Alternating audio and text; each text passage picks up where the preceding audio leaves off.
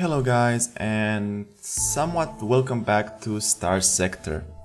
Now, what I'm going to be doing today is that I'm going to be going through the most recent patch notes in development which dropped for Starsector, the new hotfix being 091. This version is not out yet. I am just talking about the patch notes, which details everything that Alex has done to the game since it launched last year, I think, in December, right? And meanwhile, we're also gonna be having a watch here at the most recent player-run AI competition tournament, which does some pretty cool stuff. This is just to keep you guys a bit entertained while I talk over some of these. The list is fairly long. I'm gonna be maybe picking through it. I'm not going to be talking about each individual thing, but there are some cool things here, especially some things which I have been talking about in my videos, in my Let's Play, about, you know, stuff that right now is not working as it should in the game and which is indeed getting fixed.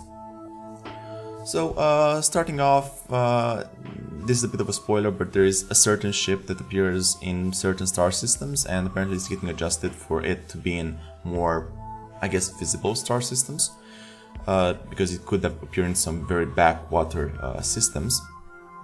Adjusted price of pirate ships, because it was a bit high if I'm not mistaken. Ships with militarized subsystems can now get safety overrides, which is very interesting because this combination right now isn't exactly something you can do, but this opens up a fair bit of options, especially regarding civilian ships, because, you know, safety overrides removes your active venting, which on civilian ships you may not really need, but you would have use of it venting faster. All these changes with Freeport actually come together because firstly, pirate bases right now in the core Starsector have problems regarding how they have problems mostly related to accessibility, because pirates are enemies with everyone. They have low accessibility, and adding Freeport to them increases their accessibility. And also this next hotfix changes how Freeport works and gives it the stacking over time a bit. So instead of it being at a fixed rate, it goes, the stability bonus goes from 1 to 3, and the stability bonus goes to 5 to 25. So this decreases the max ability of Freeport, but it also, so it's a bit of a nerf, right? But for pirate colonies, this will be a big boon, and consequently you will have most likely less money-making opportunities to just supplying pirate colonies as you could now. Commodity tooltip, if I'm not mistaken, this is based on the fact that prices were not showing right for selling. We are getting rid of militarized hegemony auxiliary, the mod, and just getting replaced with subsystems, which is roughly the same thing. I only see one thing so far regarding picking officers. Apparently you can now see the personality of the new officers you'd be picking up, so it's less of a blind pick.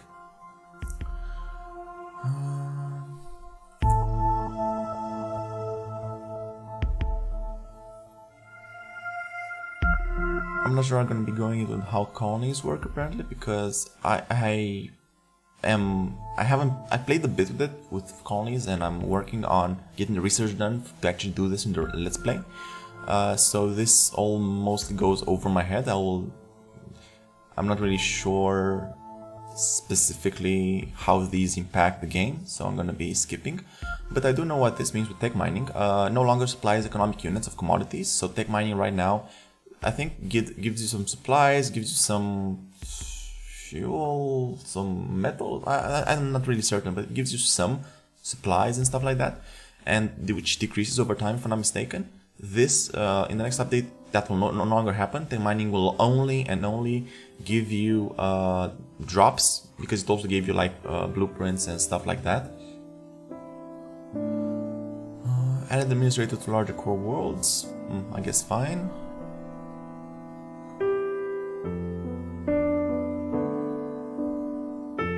Oh yeah, danger. This is a cool addition. Added danger level indicator to fleet into the tooltip. So basically, when you hover over fleet, it will get like a bit of stars, and I'm not really sure certain that's dynamic to your fleet size or if it's just an overall rating of how big that fleet is. But this was suggested by a newer player because he couldn't at a glance realize how dangerous a fleet may or may not be, which for me, playing a Starsector for years now, is, well, ludicrous. But I can imagine for a new player this would be extremely helpful.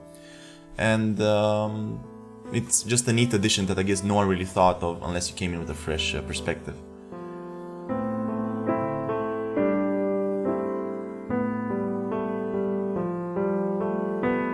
The path base is now showing up under colony threat tags when targeting play colonies. Well, yeah, duh. Patrols, what? Will no longer prevent player from docking when engaged in battle or more than 1,000 units away. I guess I'm not really sure. Is this actually meaning that you will no longer get picked up by, you know, pickets from across the universe, right? Across the sector, going like, you are now, a fleet is tracking your movements, you have to wait until it gets solved so you can do that. I guess that is it. Or when they are engaged, if the picket is engaged in battle, it no longer trigger, you know, keep you there, you know, stuck. Okay, if this is what I think it is.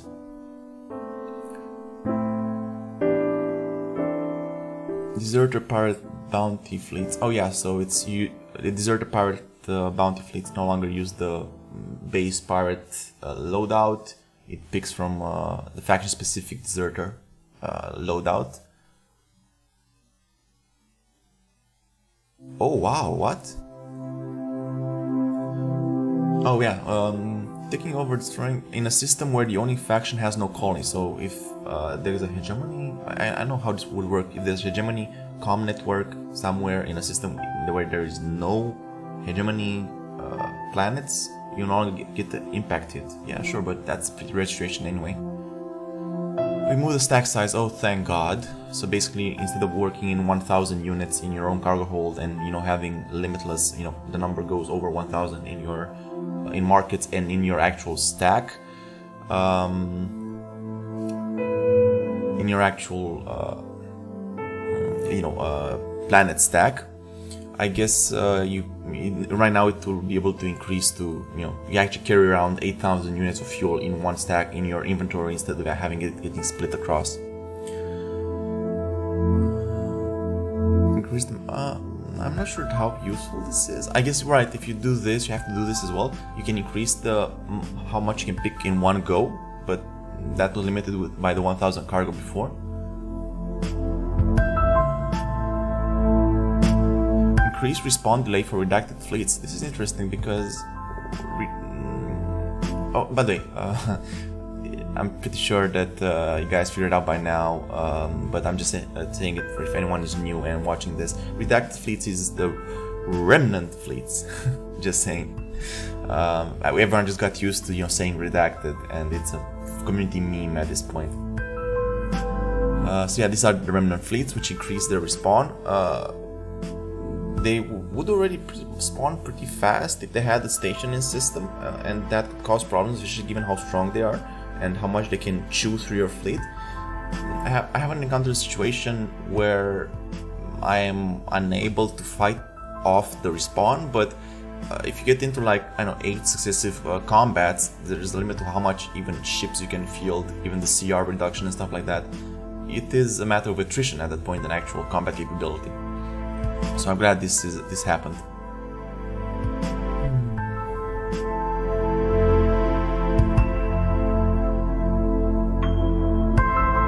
Intel UI including map now takes up more space if available, so I guess for different resolutions it stretches, I guess, right? Instead of it being like a stretch, like a little pan in the middle of your screen, if that is it.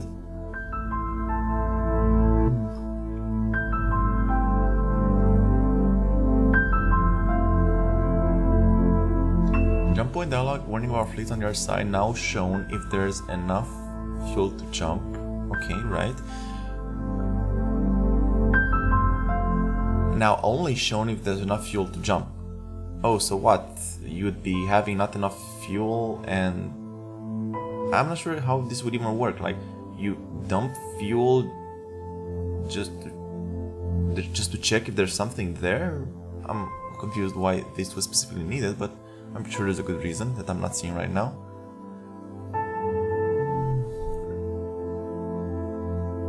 Raid and expedition, which are being organized, as in not really assembling, will be aborted if the colonies are destroyed or military base is disrupted. Oh, or if the military base is disrupted. So if there's an expedition against you, you can just go and, I guess, raid and disrupt the military base itself, and you will stop that, which is, I guess, a better option than actually going out and destroying the expedition fleet that will get launched. Oh, starting relationship with the logic path changed to -65. Oh my god. Yeah, I mean, with pirates to start, I think at -50. So changing this to -65 with the logic path makes them the de facto pirate faction that you will want to engage with. Given how pirates work and what they actually have in terms of missions and stuff like that, Pirates right now are a very good faction for you to actually increase your reputation with off the path instead of dumping it like you would be doing with them and with the logic path. So a bit surprised, but I guess it makes sense. And there's not all that many economic opportunities with the logic path. I mean, there's Chalcedon, I think, but consequently you just have a lot better opportunities with the pirates than you do with the logic path.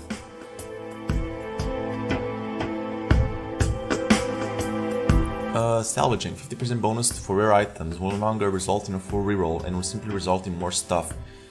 This is good because, if I'm not mistaken, there was a problem with this, given how you would basically end up getting poorer, or not exactly poorer, but just getting maybe less or shittier. Also sure, this was counterproductive as a skill before, and with this you will now get, you get the good stuff, and then you like get extra stuff instead of having that good stuff getting re-rolled. Oh, battle stations and star fortresses can now have officers. Wait, battle stations and star fortresses can now have officers. Is this something that you can do on your own? So, if this can be something that the player, this is something the player can do. Basically, you can dump officers in stations and use stations to store officers past your limit. So if I have like kind of 3 or 4 colonies, I can dump one of them in each of the battle stations I have set up, and I have like a storage system for officers. I'm not sure this is thought of it that way, but it's something that we can do if this is what I think it is, and actually applies to the player as well and not just the AI.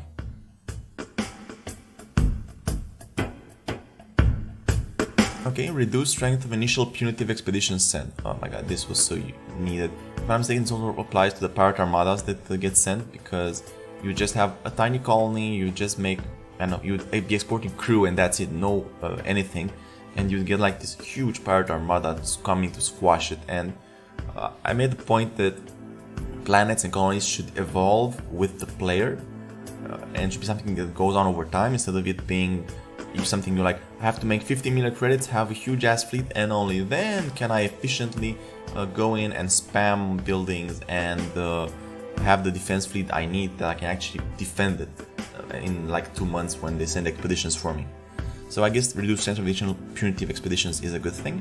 Reduce high-end expeditions strength, okay. Increased high-end expedition ground strength.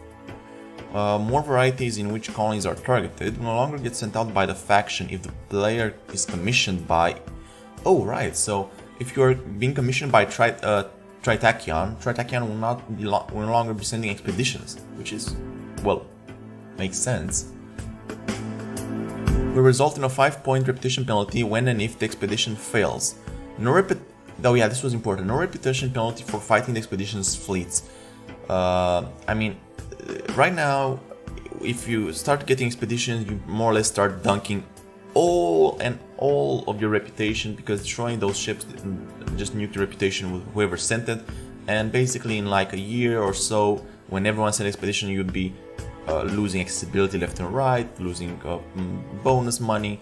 You'd be having a huge amount of problems, basically even surviving the core worlds with everything enemies with you, because you killed the stuff in self-defense they sent after your colonies. So no reputation penalty for fighting expedition fleets is something that should have been in from the get-go, and I am glad this is in. Also reduce cost to avert it, so you can use faction points, reputation points, sorry, to go like, hey guys, can you please not attack my colonies, thank you, and they will not attack your colonies, but you will be using 20 reputation to have that done. Will take roughly twice as long for factions to build up towards sending an expedition. Okay, so it basically, if I'm not mistaken, Alex thing is going around having 2 or 3 expeditions per game year, if I'm not mistaken. Oh yeah, after 2 or 3 expeditions sent, total by all factions, no expedition will be sent for 6 to 12 months, what I was talking about.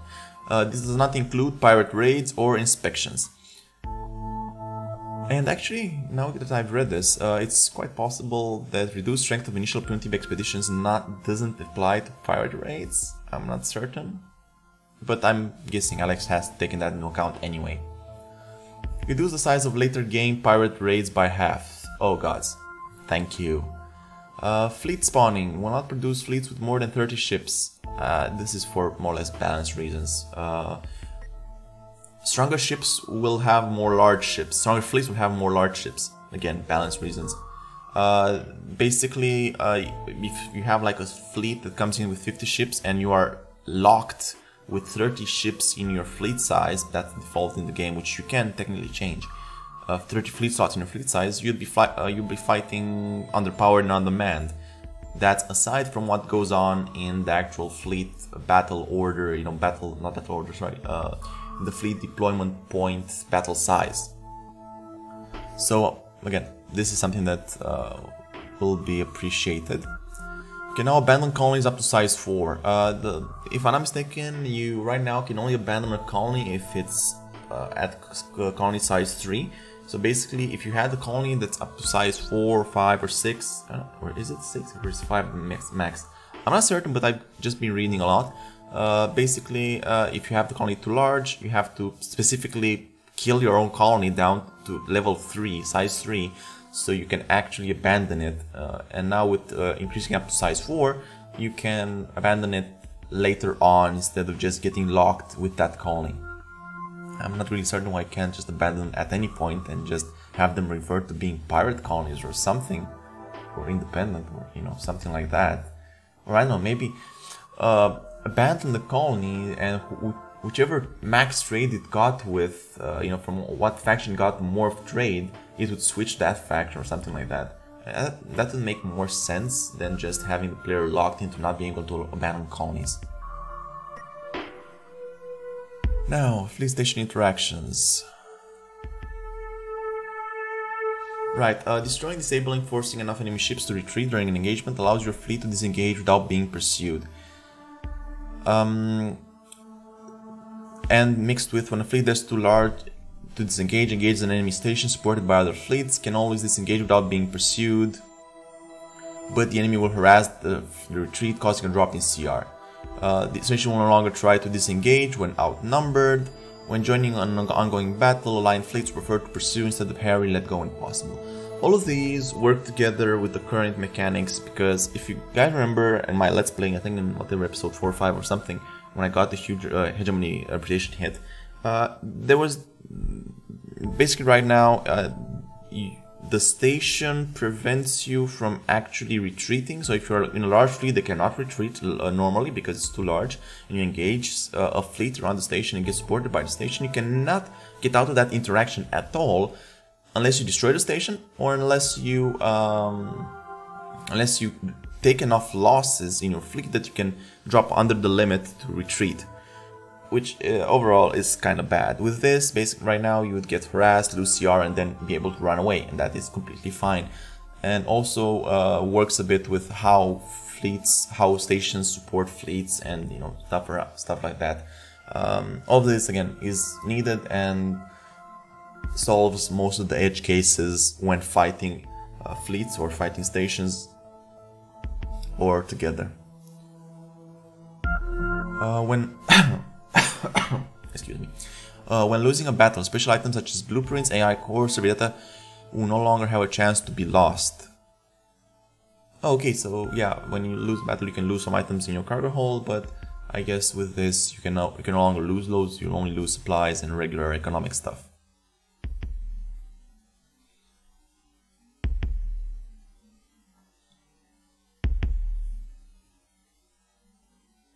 Oh, typical heavy patrol on doctrine and blueprints. Now you most closely matches typical heavy patrol. Uses best ship quality. This is important because right now ship quality I think is bugged and it doesn't really ship quality. You have to do that manually, set ship quality to high. There are some issues with this, and I guess this solves that more. Patrols, right, will no longer force the player to fight when weaker or stopping them for the transporter being off for a cargo scan. There was this issue, you had like a huge fleet, right, end game, 5 paragons, right, fighters everywhere, you have a death ball, and you have like this puny picket with like 2 frigates, I'm like, you there, stop right there. And well, if you choose go like, yeah, no, I'm not gonna do that, it will enter combat with you, and well, it's gonna die. So we no longer force the player to fight when weaker and stop them for the transporter. I'm not sure if this means if they will not stop you for the transporter being off, or just not fight. You go like, your transporter is off, you go like, no, I don't want to, and then you're like, okay, and they leave, but you still get the reputation. I guess that would be good, but either way, it's still a better option than getting your reputation totally dunked when you have a large fleet just because you choose not to. Okay, combat. All of that was campaign map changes, just saying. Now we're moving on to combat. Total battle size versus in-station battles is increased by deployment cost of the station. What this means is that the station right now will actually be free. So the station being 100 OP, DP, deployment points, whatever, will no longer impact how much of the enemy fleet will be able to actually engage your, come in and defend it. So you'd be fighting a normal fleet versus fleet encounter in number of DP, with the addition that the enemies have a free station there already deployed. And ships should find it much harder to go outside the map boundary. We've talked about this, especially remnant ships, which end up going outside the map borders. What Alex did, just increase those borders to be more pushy, so if a ship ends up near that edge, it will get pushed back a bit. So it will prevent those situations from happening more.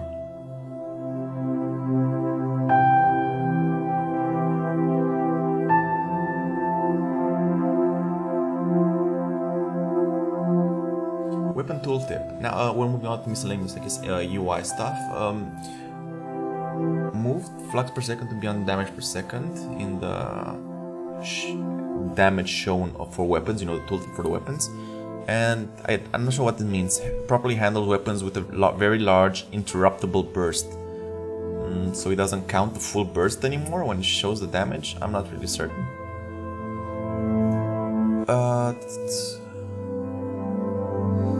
Stripping a hull will now force weapons groups to be reassigned on deployment if there are any unassigned weapons. Yeah, this was a little bit of a bug. And escape battles is something new. Ships deployed on the flanks will start 4,000 units closer to the top of the map.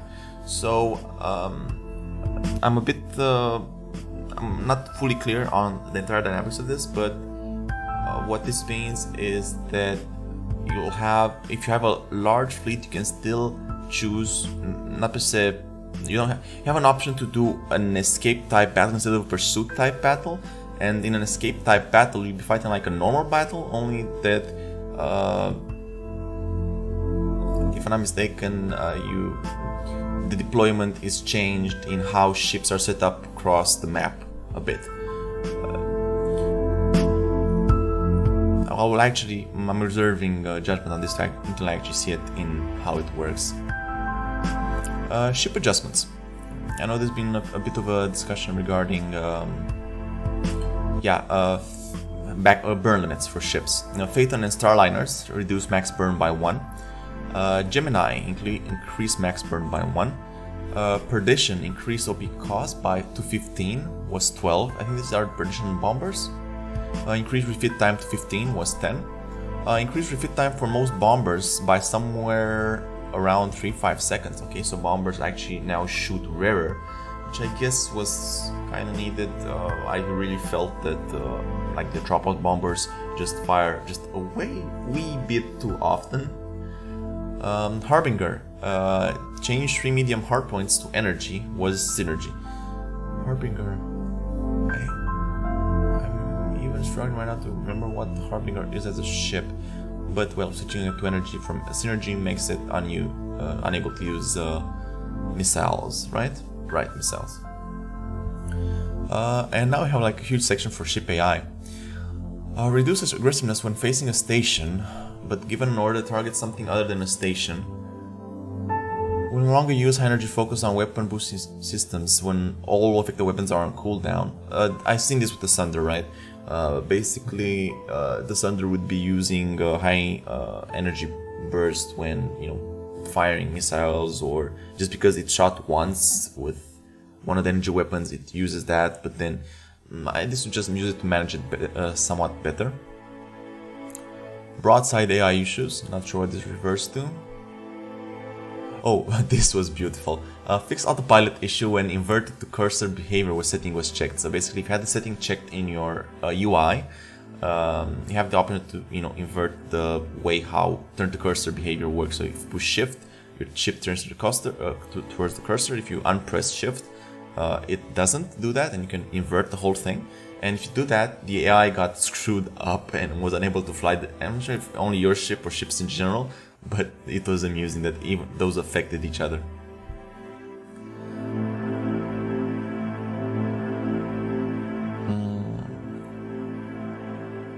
Burn drive. Will no longer burn drive into targets that have the avoid order. Well, yeah. It didn't count that, so you could end up with the ship going like burning right in the thing you told it to avoid.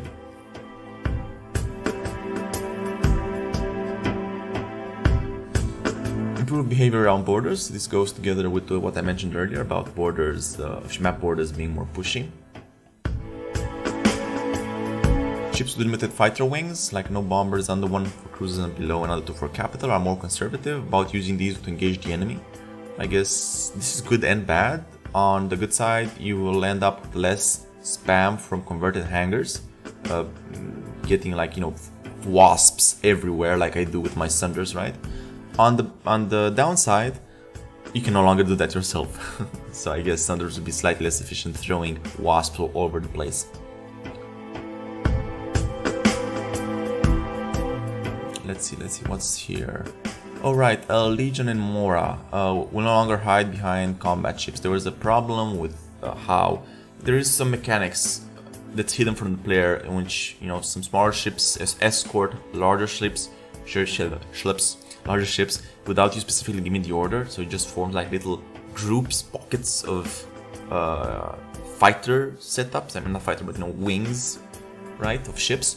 And you could end up with the Legion or the Mora getting assigned to those, and you can end up with the Mora being more front of the combat ship it is escorting, and it just end up in a very bad position for a carrier altogether, even though the Mora is a very tanky carrier as well as the Legion. But I'm glad that was solved, because there were various issues. Me myself, I've seen Mora as being way too forward for their own good.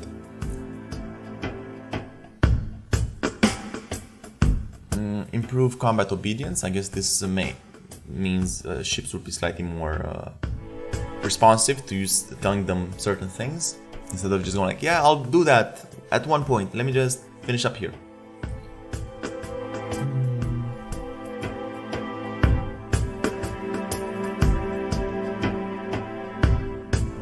Fix an issue that could cause redacted ships to wander around the battle map instead of engaging the player. Yeah, this, again ties in with the frigates that the remnant ships have. Non-aggressive or reckless officers would be more careful about maintaining range from the enemy. Okay, I guess this makes steady and below AIs a bit more cautious. Okay, personally I would have expected just a bit more cautiousness to the reckless officers, because my reckless officer, my god, he has the highest rate of getting his ships nuked for no real good reason actually. I think there's a difference between reckless and suicidal, I think, or they should just be slightly renamed, but reckless implies you still care that you won't die. But anyway, that may be just semantics. Made some tweaks to evasion logic that should make ships less likely to try to pivot around an enemy too close at the range, should improve survivability. Okay, I'm not gonna talk all throughout the escort behavior, but I've been following Alex's Twitch, and what he has come up with how ships auto-escort themselves is beautiful right now. So basically, you would have... Right now escorting is useful but not great, but what he did was put in like virtual points behind ships that escort ships can, you know, take up as defense points. Basically, you can have omens behind like carriers, actually, you know, or you know, ocelots, and you know, defending it from other smaller ships that, you know, try to take advantage of that, because as you've seen, ships do try to take advantage of where you don't have shields or stuff like that, and they just do that. They counter that by offering defense in those angles. This should be a beautiful change in the game, and I'm so fucking hyped. This is one of the things I'm most hyped about, the 0.9.1.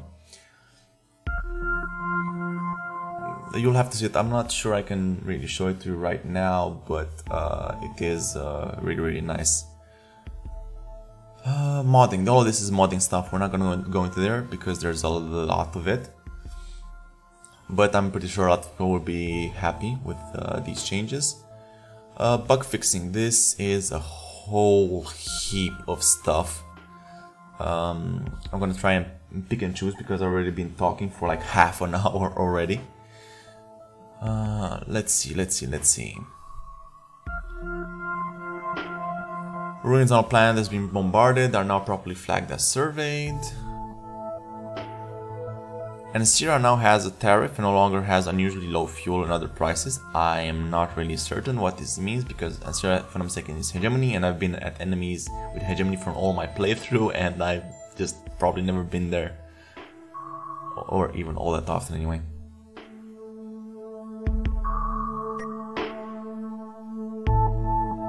Added the Wayfarer base blueprint set. Fix the game loading crash, right?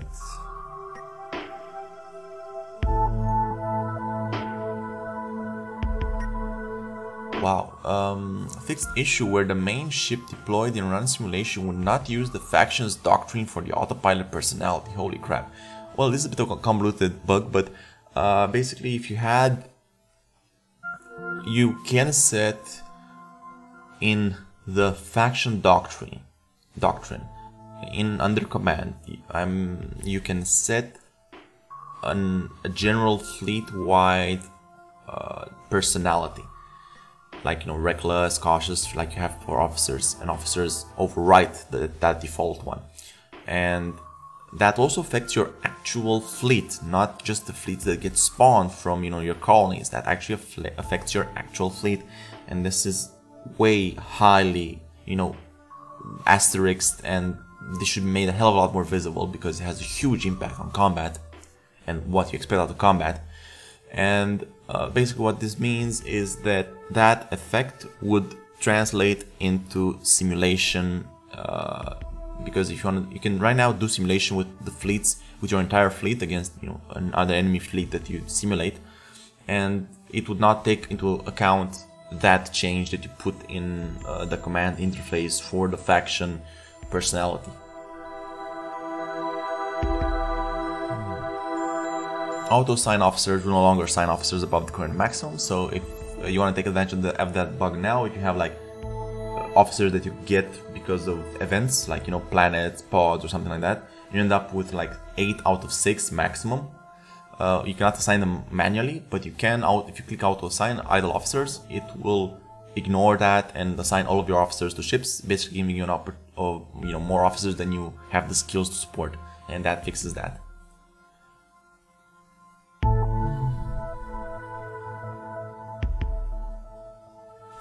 A fixed issue where hostile orbital stations could fight each other. This is a very cool bug that I wish still stays in, but well, basically it prevents fights with 2 stations on the same map. Fixed issue where orbital stations could participate in battles very far from the visible location. This, I've seen it in action one time, where there was this fleet engaged with the station like across the sector, sorry, across the system, and that was most definitely a bug. A fuel use per day indicator now properly accounts for free speed over burn level 20. So I'm not sure specifically, but you know, if you end up in a hyperspace storm and it pushes you from 20 to 30, right? The fuel use per day indicator just jumps to huge numbers, and you would think that that means that flying faster would cost you more fuel, but it's not. I'm not sure. I think you still use the same fuel per day that you would usually use to travel that distance. Just travel it faster with the hyperspace storms, if I'm reading this right.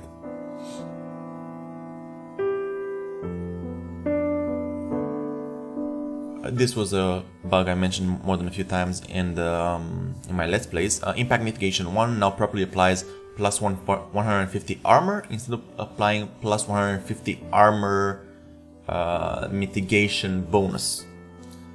So basically, if you get like a weaker ship, like, you know, high-tech ships or frigates or something like that, you do get a bigger bonus from Impact Mitigation 1 getting 150 armor raw. From, like, you know, you get like from 400 to 550 armor, then you would get from the armor mitigation bonus just getting increased by 150%, which you already get 50%, I think 50 or 100% increase at level 3 of impact mitigation.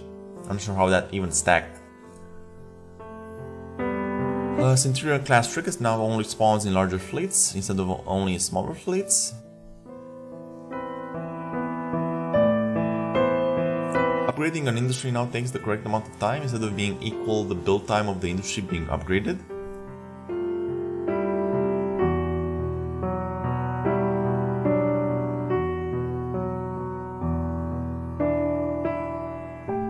Oh yeah, fixed issue with Falcon P sometimes restoring the base Falcon class. This was a problem, I think, with across some pirate ships that had specific degraded stuff as a role for that particular ship.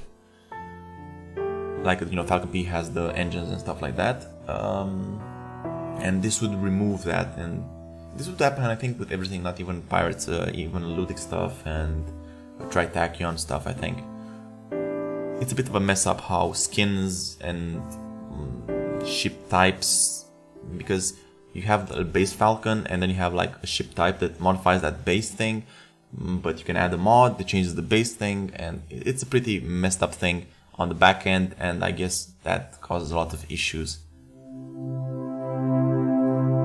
Oh, level 3 missile specialization now applies to mines, so if you fly a Doom, you'll get more damage with your mines with missile specialization 3.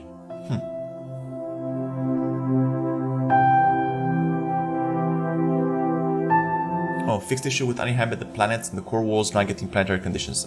This already happened and you already seen it in my playthrough. Having planets with 100% hazard rating and having no planetary conditions at all, like Penelope Star, Duzak, and I can't even remember, but you have like a whole heap of these planets in the core worlds which didn't get them. There actually is a mod that fixes that, and you get them. You can get that mod, you can run it. It's just a script. that will make that fix for you if you want. But for whatever new generation you get, and actually you will need to do that, because if you're using the same save in 0.9.1, this will not automatically change them if I'm not mistaken. If I am not mistaken, it only works for new generation, so you'll need to use that mod anyway to fix it.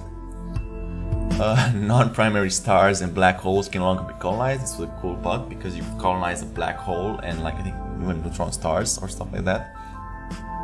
So that's obviously something you shouldn't be able to do. What's this? Oh, undiscovered looting path bases no longer show up in planet list, because they did.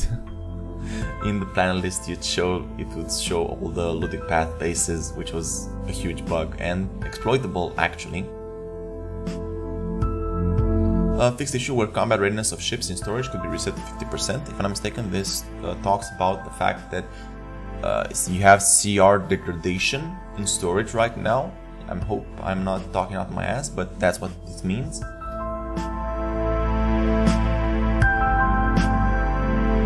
Fix an issue with getting survey data for a planet without directly surveying it. Render the mission survey incompletable.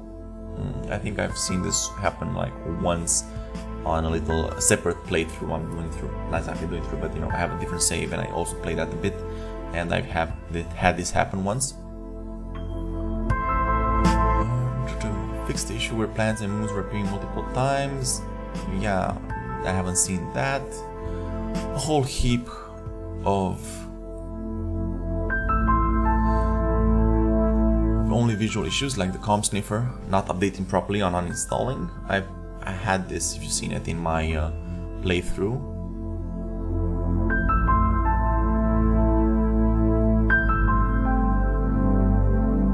Can no longer restore ships at uncolonized... Wait, you could restore ships at uncolonized planets? I'm completely confused. How do you even get into that menu? Can you just hover over it and then go into fleet and you could restore? Wow, okay, fine. Yeah, fixed helmsmanship 5% 1% issue. This was a bug that I've shown, I think, a few times. Basically the correct bonus is helmsmanship 3 only gives you the flux boost at up to 1%, not 5% of the max boost, max flux level, which between you and me, that's horrible, because some ships with just the shield upkeep will go past that limit. So basically it makes helmsmanship 3 completely bugged. And in my playthrough I have actually went into the save file and modified my helmsmanship 3 and removed it, just because I considered that basically when I got it initially I saw the 5%, which was the original one, which was a good skill relatively, but 1% is completely useless in my honest opinion, and I changed that for myself. But this bug was related to how it was for debugging purposes. If you have a carrier and there were some conditions fulfilled, you would see it at 5%, otherwise you'd see it at 1%. But it doesn't matter. Fixed crash related to Daring Kuyu becoming decivilized or destroyed in the first couple of months. Basically it was spawning with some conditions that made it just suicide within the first months of the game. I'm not sure if this survived in my playthrough. I'll actually have to check it the next time I enter Starsector. I think it's alive, I think, for me.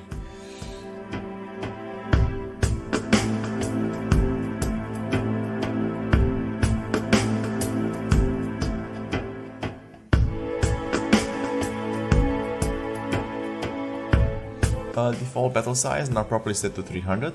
This was a bug which basically started the game and it could default, I think, to 500 and you'd have that issue.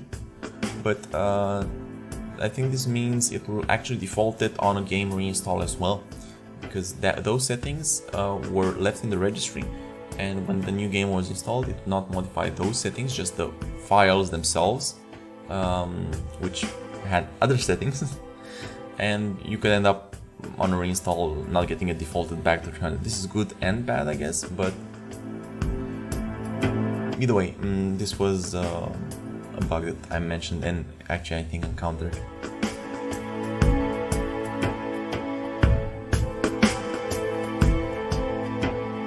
Fixed issue with defective manufacturing, not applying the standard mod cost reduction.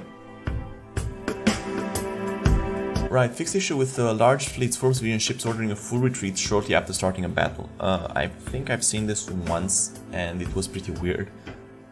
I think this happens even with ships that are with low CR, or like, you know, fleets that transport ship hulls. I think they fall under the same thing.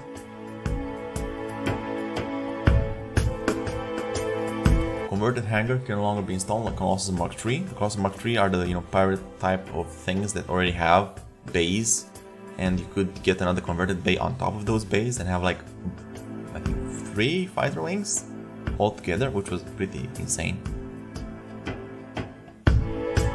Fixed ship sell cost of a ship weapons and fighter wing LPCs being correct. Yeah, I think this is the same one that I mentioned earlier. And actually, I think I read something and I forgot to say it. But yeah, it was part of colonies, which I didn't go into.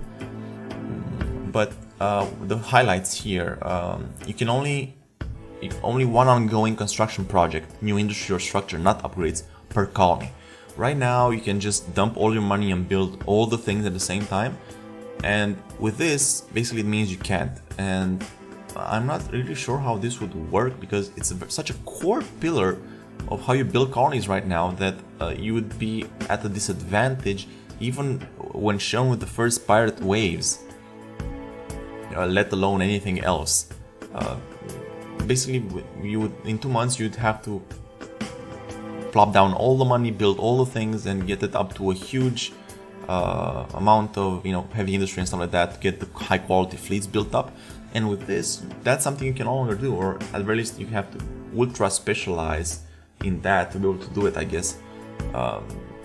So this will mess with how that works.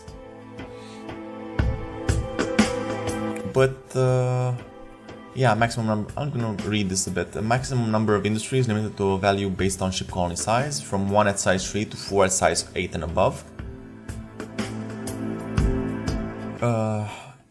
Upkeep reduction from AI cores reduced to 25% was 50%, which I guess, yeah, the point was you would put AI cores into everything so you get the upkeep reduction, and this minimizes how effective that is. But I guess that works together with total upkeep for colonies reduced up to 25% based on demand filled by in-faction sources. So this, you get reduced upkeep for actually getting your supplies. You get like a farming colony supplies the food to your military colony, something like that. Significantly increase the build time for most industries. So farming, instead of 30 days, is 60. Heavy industries from 60 is 120. Megaport from 30 is 150. This goes together with building only one thing at a time. I'm not really certain right now, and I'm gonna close because I'm reaching 45 minutes.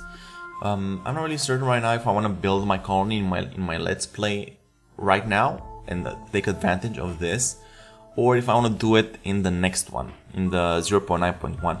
I may just do it in 0.9.1 because it will be a better experience with that colony, given with the new expedition stuff, given with how that works. That will allow me just to have a better experience with that colony, I guess, and a more closely tied to the design purpose of the colonies than what there is right now. And I guess that will also work very well for you guys, because you'll have a hands-on experience of how the colonies have been changed through me, which I haven't really run colonies properly. I just did a few tests, but didn't exactly live with them.